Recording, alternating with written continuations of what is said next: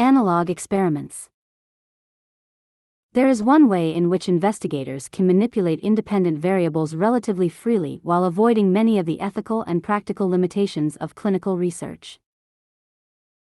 They can induce laboratory participants to behave in ways that seem to resemble real-life abnormal behavior and then conduct experiments on the participants in the hope of shedding light on the real-life abnormality. This is called an analog experiment. Analog studies often use animals as participants. Animals are easier to gather and manipulate than humans, and their use poses fewer ethical problems. While the needs and rights of animal subjects must be considered, most experimenters are willing to subject animals to more discomfort than they would humans.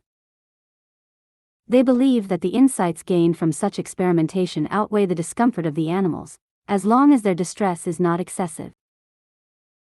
In addition, experimenters can, and often do, use human participants in analog experiments.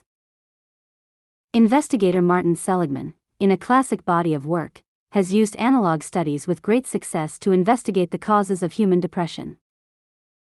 Seligman has theorized that depression results when people believe they no longer have any control over the good and bad things that happen in their lives. To test this theory, he has produced depression-like symptoms in laboratory participants, both animals and humans, by repeatedly exposing them to negative events, shocks, loud noises, task failures, over which they have no control.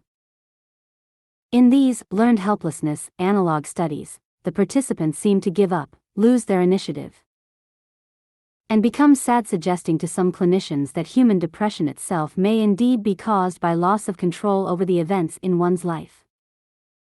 It is important to remember that the laboratory-induced learned helplessness produced in Seligman's analog experiments is not known with certainty to be analogous to human depression. If this laboratory phenomenon is actually only superficially similar to depression, then the clinical inferences drawn from such experiments may be misleading.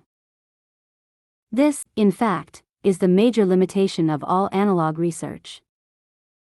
Researchers can never be certain that the phenomena they see in the laboratory are the same as the psychological disorders they are investigating.